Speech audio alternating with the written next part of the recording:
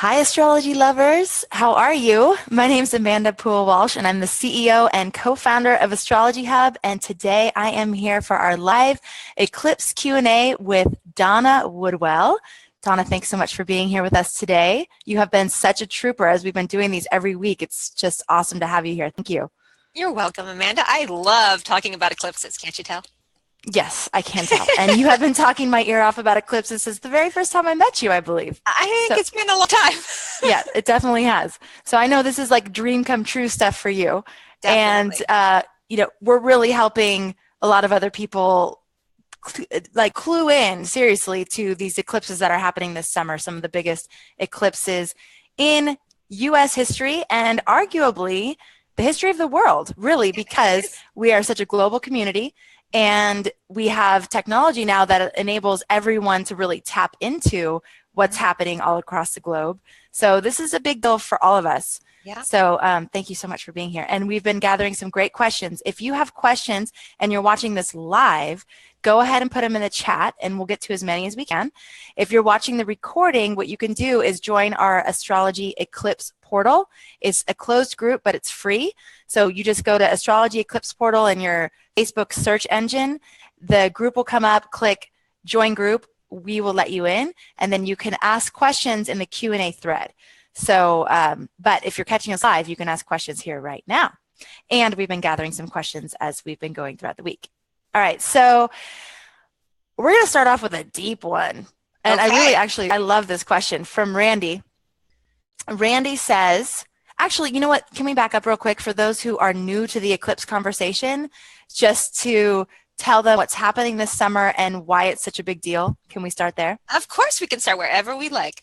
Okay, so this summer, we have a total solar eclipse coming directly across most of the continental United States. There's very few places you won't be able to see it partial. Anywhere from Oregon all the way down to South Carolina, it is going to be a total eclipse, which is an amazing experience. It's on so many bucket lists as a thing to see here on planet Earth. For the United States, this is amazing for multiple reasons. One, this is going to be the most filmed eclipse in history. We haven't seen a total solar eclipse like this in the United States in something on the order of 99 years. And certainly, the last time we saw that, it was a long time ago. But most importantly, this eclipse series is so tied up with the history of the United States, with our president's chart, and also with historic dates in history that involve the United States. So this constellation of events really marks a moment of change as the United States moves in possibly a new evolutionary direction in our own history. It certainly makes us consider who we are, how do we act up to our own ideals, what are those ideals, and evaluate all that shadow stuff about ourselves we don't even necessarily want to think about. So all of these things put together, it's tapping into the zeitgeist of the United States and therefore anybody involved with the United States. And given that we're a really global society, that's pretty much the entire planet at this point. So it's a perfect opportunity for astrologers to really come together, understand what eclipses are, and then help birth a vision and a way of walking without fear for what we get to create next. Awesome, Donna. Thank you so much. And for those of you who aren't astrologers, the same opportunity exists. So we have the astrologers cluing us into what the themes are and what the opportunities are for us as a collective, but also as individuals. So depending on where the eclipse falls in your chart, this can be a really, really massive event for you personally as well. But this whole theme of really holding a vision, and a lot of the astrologers that we've had on these conversations have talked about how we're actually sort of re-tapping into the original vision for this country and really evaluating where we are in alignment with that original vision and where we're not in alignment with that original vision. And then what can we do to really get ourselves back to the ideas, the ideals, and the integrity that the country, arguably was built upon. So I think, The first eclipse in this series was born like a week and a half before the first state constitution was written for this country. So that was the Connecticut state constitution. And if things like that have happened over and over again that make us really go who we are, what do we want, and are we fulfilling our destiny? Yeah, awesome. Okay, I just want to say hi to a few people. Amy from St. Louis, hello. And Tracy and Mary and Alyssa and Keleneka. It's so nice to have you all here. And if you are joining now, give us a like or a heart. Say hello. We love to see you. We love to feel engagement with you and from you. So it's this is a community that we're building, and it's growing all the time. We have, let's see, almost 2,000 members in our Astrology Eclipse portal. We have almost 2,000 people registered for our summer forecast event, which you are all invited to. It's a Summer of Eclipses forecast event. It is happening this summer. It's happening May 3rd and 4th. And we're going to talk about that in a little bit, because I'm going to have Donna tell you specifically about the astrologers that we chose for that event. It is going to be amazing. So the link to join our Summer of Eclipses forecasting event is in the chat, so you can join us. But all right, let's go to the first question, because this is a really good one from Randy.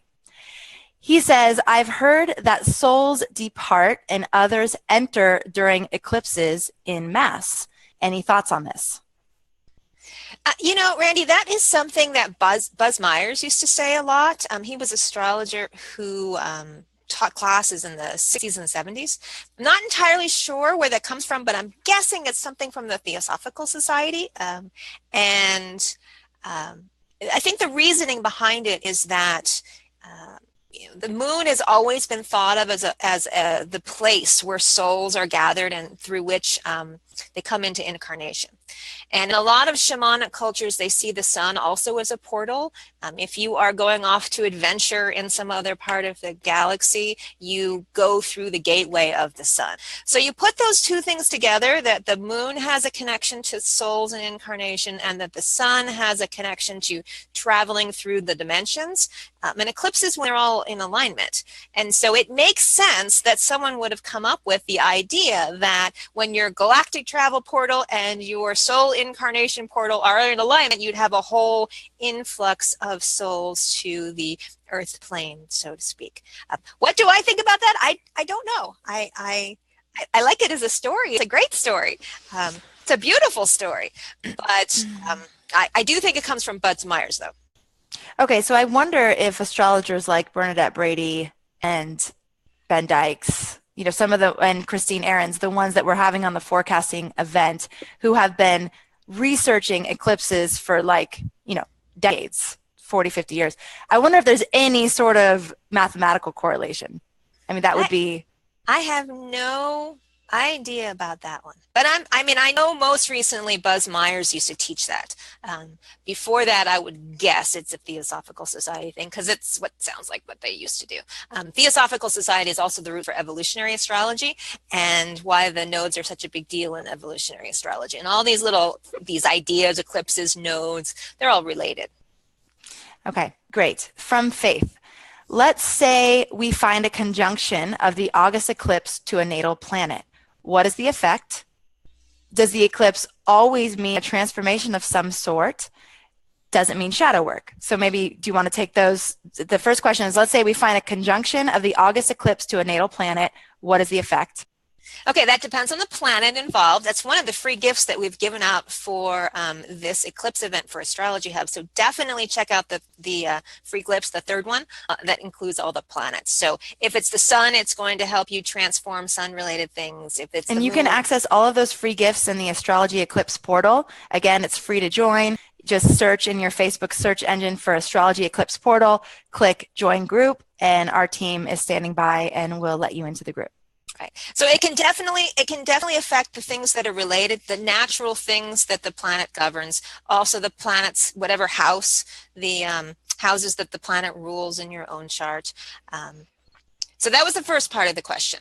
The second part of the question was, please, Amanda, remind me. Yes. Does the eclipse always mean a transformation of some kind?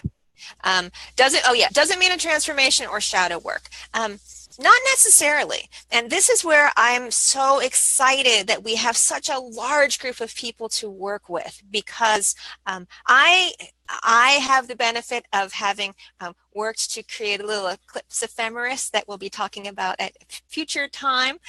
So I've been making an ephemeris of eclipses that have happened over the last 100 years or so. I've gotten a chance to play for myself and figure out every single eclipse that's related to one of my planets, figure out any kind of eclipse that's related to a major event in my life. And sometimes major shifts happen, and sometimes nothing happens at all. I've had eclipses on my birthday and not much has happened, but other times, you know, my whole world has changed. So it's a really fascinating study to figure out when eclipses trigger events and when not much is happening, or more when it's more internal.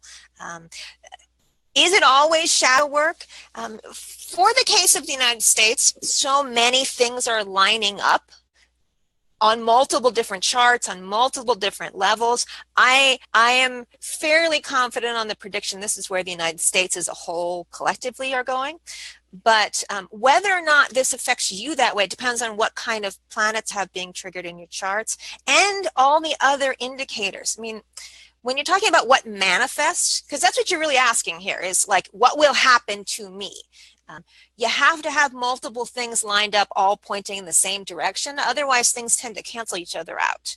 And so before you, but me and Amanda and all the other stuff at Astrology Hub is all about doing your spirit work anyway. So if you've got shadow work to do, hey, do it. It's a good thing to do. And use the eclipse as an inspiration for doing that kind of work. Yes, definitely. I mean, I think all of the transits we go through, all of the, eclipses that are happening 4 times a year, they're all just opportunities for us to be reminded that there is work to do, and why not use the energy that's there and supportive of that kind of work to do it. Yeah, so, I mean, astrology was a tool for enlightenment. I mean, enlightenment, it was called the science of light for a reason. We're talking about all lights in the sky. And so when you go and work with your shadow material, you are becoming more enlightened. And this is a good thing. Absolutely. Okay. Thank you, John. All right. Hello to everybody who's joining us now. It's so awesome to be here with you. Thank you so much. Give us a like or a heart or a share or anything just to let us know you're there. And also when you do that, Facebook actually shares this video to more of our astrology loving friends. So if you can do that, it will help just get the video out to more people. All right. Mindy wants to know, how will this eclipse affect someone if it is conjunct their ascendant? Or does it need to be right on it? Will it also carry special impact on other planets and asteroids that are at 28 degrees of other signs? Generally speaking, of course, if it's on your ascendant, that's, to the ancients, that was the most important point of this chart. And it was the doorway for you, in essence. So yes, even though the eclipse gifts don't mention the ascendant and descendant and the midheaven or the IC directly, you can read those questions in that that second gift that we gave out as a first house for the ascendant, fourth house for the IC, seventh house for the descendant, or the 10th house for the MC. The questions will work just fine. Generally speaking, eclipses were considered straight line events, and so the more important degrees would have been 28 degrees Leo or 28 degrees Aquarius. That's where you would have seen the most action going on. Maybe square, so that would be 28 degrees of Taurus or 28 degrees of Scorpio. Doesn't mean the other things won't be affected. It's just that, how weak the influence becomes the farther out you go.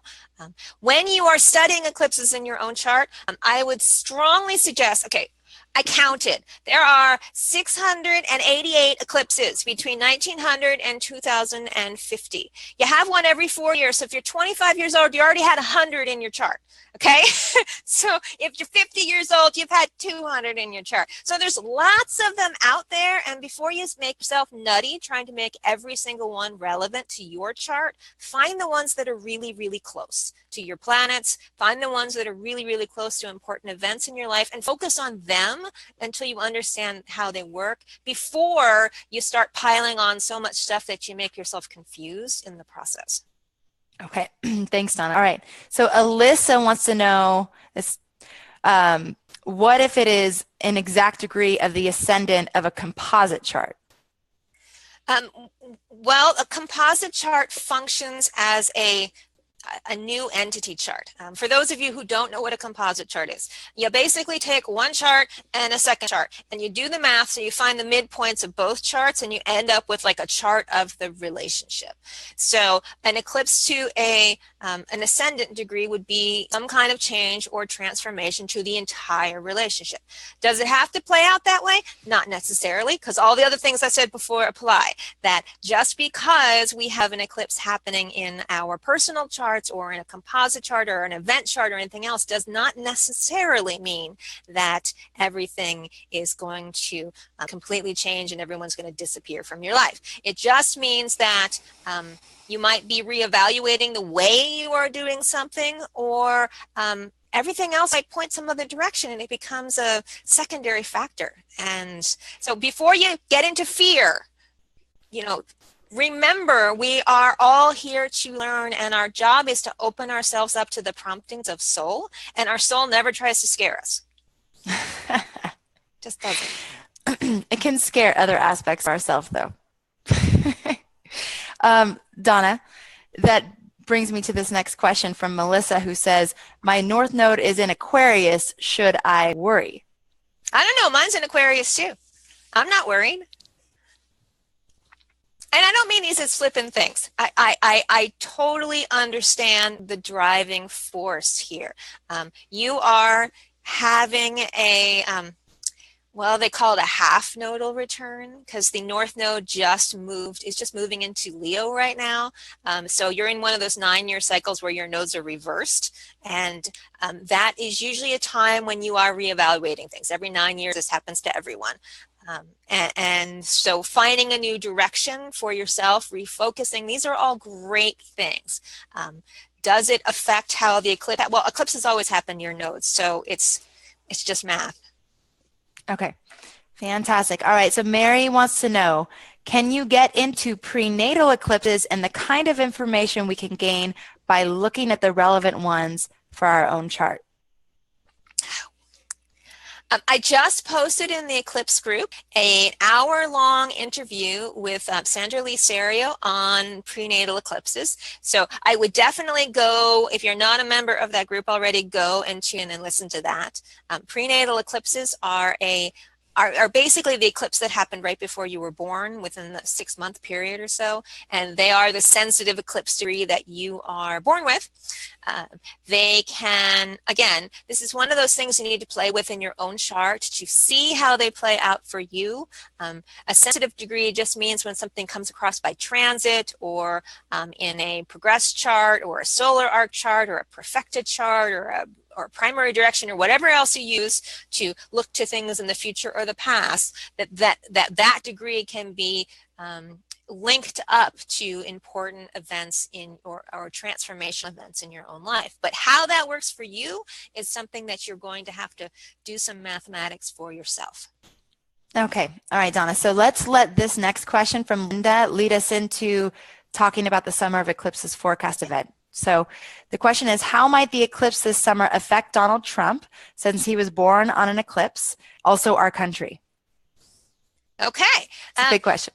Oh, it's a big question. Well, we think we have Donald Trump's chart. There is one posted on the internet. And I remember when I saw it for the first time last summer that not only is his ascendant degree and his Mars conjunct this eclipse degree, he was actually born during a lunar eclipse. So he's an eclipse baby who is being an eclipse. Now, again, It suggests a profound point of transformation for Donald Trump. The eclipse chart also is the originating eclipse chart from this series is also exactly opposite the United States' sun. So it's hitting the sun. This is where we're talking about the multiple hits going on simultaneously. So what this could mean for him, again, anything from impeachment leading us to war to, enlightenment of some glorious transcendent state. We can't necessarily know this. We can make educated guesses based on what's happening in the news in the run-up to this experience. We can look at triggering events before the eclipse, like every time the moon moves past 28 degrees of Leo, turn on the television and watch and see what's happening on the news, because those will give you a tendency to understand which direction the wind is blowing, so to speak. So I don't think we will know for sure until we get to the beginning of September, because there's a massive trigger of this eclipse in that first week of September, when we have not only retrograde Mercury is going to be backing up, and he's going to be changing direction on the degree of the eclipse. Meanwhile, Mars is coming from the other direction and it's going to be crossing over at the same time, and the moon is exactly opposite. And when Mercury, Mars, and the moon line up on the eclipse degree on the same day, that's a lot of trigger points. That's a whole lot of trigger points. So we might get a front row seat to really understanding the eclipse rather quickly. Sometimes it takes months or even years for eclipses to manifest themselves. But does that mean that Donald Trump's going to step down or get shot or take a vacation and not come back, or get a guru? I don't know. And last little bit of that is, it's not that astrologers can't predict. We have been predicting for a long time. It's not that astrologers can't predict accurately.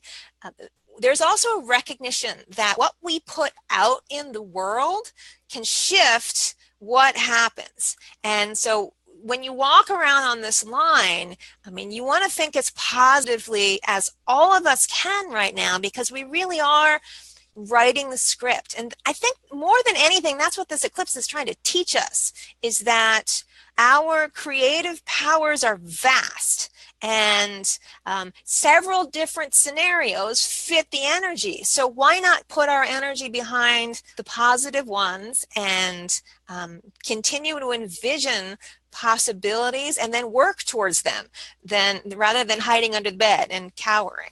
Well, and the truth is, Donna, we don't actually know which events would be the highest and best for ourselves and for the country and for the world. Exactly. So it's almost like letting go of the events that may or may not happen and really focusing on, okay, what is highest and best for humanity, for this planet, for all sentient beings, for everyone. If we can hold that, then whatever events unfold, we actually don't control that piece. Yeah. And we actually don't know. Like, we don't know which events would be positive in the long run or harmful in the long run. So exactly. There's that old Chinese proverb where, the horse loses a shoe, but that prevents the horse from going to war, which saves the son's life, and so on and so on. And I remember last summer when everyone was saying, "Oh my God, it's so horrible. Trump is winning this election," and that's all fine, depending on your political philosophy. But if the United States needs to deal with its shadow in order to go forth with a healthier future, and I think we can all agree we've got a lot of shadow stuff we need dealing with, this may have been the best way to do that. And even though we might not have liked the result, we are certainly to have an eclipse like this and to elect an eclipse baby who happens to have his ascending degree on the eclipse. I can't think of, if I were a script writer, that would sound like bad melodrama. So maybe we are all in God's reality television show right now. And we got a reality TV star in the White House. So I don't know. It's just fascinating to watch it unfold. Well, and the truth is, anyone who's done their own personal shadow work, from experience that it's painful when you're in it. It sucks. It's hard. It's uncomfortable. And when you're out on the other side of it, you come out with more power, more clarity, more, more compassion. A lot of really, really amazing qualities are the result of looking at the shadow, diving into it, working, there's a lot of different ways to actually work with it, but not being afraid of it, being okay going into it and knowing that it's not going to be the most comfortable work to do, but that at the other side of it is more pure, true, real power. And I don't mean power like domination. I mean like power like aligned with the universal energy of God, essentially. You know what one of my favorite definitions of a witch is? Someone who has the ability to turn shit into fertilizer. Exactly. But think about it. We take stuff that's really hard and icky and we don't want to deal with, and we make it into something that creates life. How awesome is that? It's awesome. And I just have to throw this in there because I learned this, I don't know how long ago, but the original definition of the word witch was spiritual woman. Like that's all the word means, spiritual woman. And then we've made it out into these other things, but I digress. All right. So, Donna, can we just take a few minutes before we go to the next question to talk about the Summer of Eclipses forecast and why we chose the 6 specific astrologers that we chose to be the experts to help you get even deeper understanding of what's happening this summer for us personally, for the country, and for the world. So can you tell us about that? Sure. I am so excited. Do you know how excited I am? I have been bouncing for weeks and weeks and weeks, and now I get to bounce in front of everybody else. So we have Bernadette Brady, and again, so very excited. She's the one I learned about eclipses from. Of course, I said I have her book here right on my hot little desk. This is predictive astrology called The Eagle and the Lark, where she talks about sorrow cycles and how eclipses work. And so I can't wait to hear about her take on what's coming up this summer, because she is amazing. She's not only has she been a longtime member of the astrological community, she's gone on to get her PhD. She teaches at the only school where we have accredited degrees in astrology. And yes, that means you can go get a master's degree in astrology if you go to Trinity St. David's in Wales. And they have an online program. Check it out. She's a brilliant speaker, and I'm so excited. Okay, so Donna's been talking about Bernadette Brady for I don't know how long. And, Donna gets enthusiastic about a lot of things. So I'm not saying like you cry wolf or anything, but I didn't realize how amazing Bernadette was until I myself had the opportunity to do a preview with her last week about what she's going to be talking about at the Summer of Eclipses forecast event.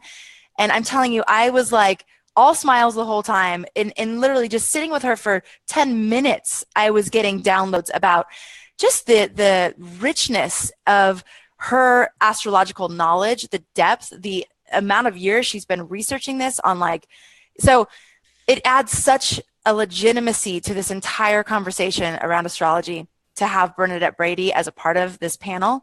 So again, if you want to join, the link is in the chat. But Donna, let's talk about Bendykes. So why did we choose him? All right, so Bendykes is another gem of the astrological community. We are actually in a major transition in astrology right now.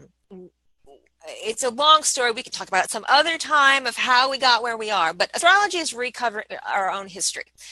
We have spent the last 30 years going back and finding the original source documents of astrology, and we are training astrologers to be translators in order to recover our own tradition and figure out why we do what we do, where all these ideas come from. And Bendykes is one of the leaders in that translation process. He has been a college professor. His degree is actually in philosophy, and he has learned Arabic and medieval Latin, in order to be able to translate some of these documents and really get to the heart of why we do what we do.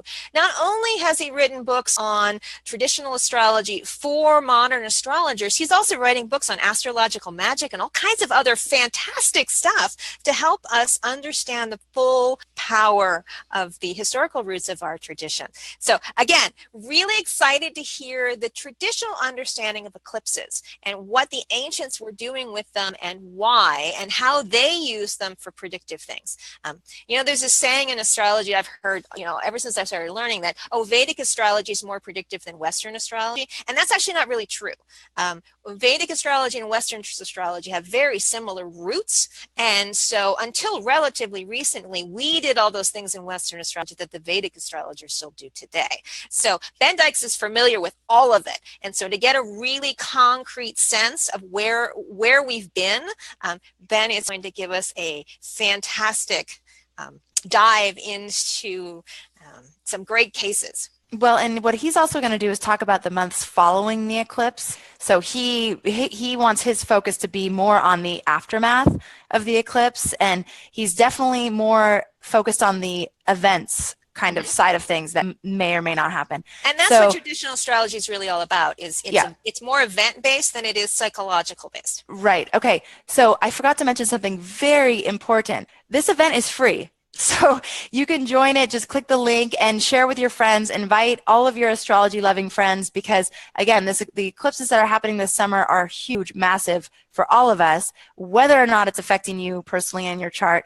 As a collective, as citizens of the United States, but then also to our global community as well. This is big. This is really big stuff. And we're bringing the best of the best of the best together to do this Summer of Eclipses forecast event. It is free. You just have to register by clicking the link. And if you can't join live, so a lot of people say, well, I'm working or I won't be able to join live during that time.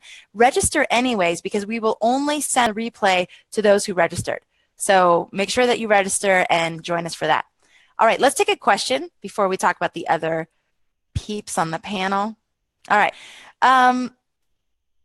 So let's see. I'm going to take one that just happened now. How do we find out the personal impact on our charts? This is from Chaya. I think I'm saying her name right.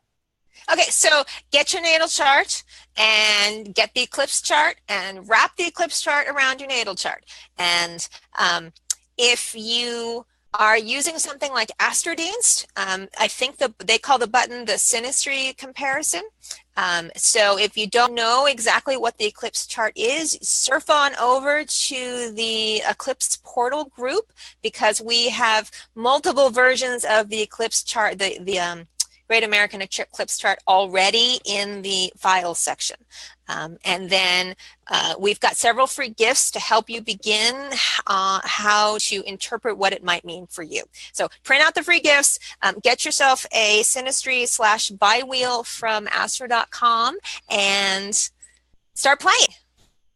Okay, awesome. Jesse wants to know, is being outside under the eclipse going to affect us more? I wouldn't be anywhere else. So I'm just going to say that completely. I have waited years for this now. I am so going to be there. Me and my daughter and maybe my future dog are going to get in that car and drive the 8 hours to be under it. Is it going to affect you more? That is a very complicated question because on the one hand, you don't have to be near an eclipse for it to affect your chart. I mean, there's a mathematical relationship between your birth chart and an eclipse degree that's happening on that abstract level of the chart. Otherwise, eclipses that happened over the ocean, it wouldn't affect anybody. And it doesn't work that way. You can't hide. You can't hide under the bed and not, think that shadow is not going to affect you and your life. However, do I expect there to be a major psychological impact or a spiritual impact from being in the eclipse line? Absolutely. You can't see something like that and not be totally awed by the experience. There's going to be a shadow of the sun racing at you at 1,000 miles an hour. The temperature will drop. The air will rush in because the temperature has dropped. The stars will come out in the middle of the daytime. Why would you not want to be there when it's like an 8-hour drive, or maybe if you're already under it? Leave that as you want. I am not going to go hide. I'm going to go stand under it, and I'm going to go be with my favorite people. Fantastic. All right, Donna. So for all of you who have tuned in, give us a like or a heart and share this so that more of our astrology loving friends can see this video. If you can just let us know that you liked it, that you found it valuable, you found it useful, that'd be awesome. I am doing a Facebook Live with Christopher Renstrom, astrologer Christopher Renstrom, on Thursday at 12:30 Pacific. Donna, can you tell them about Christopher? Because I got to interview him a couple years ago on one of our first events, and I just remember loving him. But can you tell them more about him and his background and why we invited him? Oh, how can you not love Christopher? He has such a sophisticated and smart way of encapsulating what he's talking about and making it so relevant to us and the way we experience our worlds. I mean, God, he's just such a class act. I love Yeah. listening to him too. Fantastic. Okay, so that's exciting. We're going to be doing that on Thursday.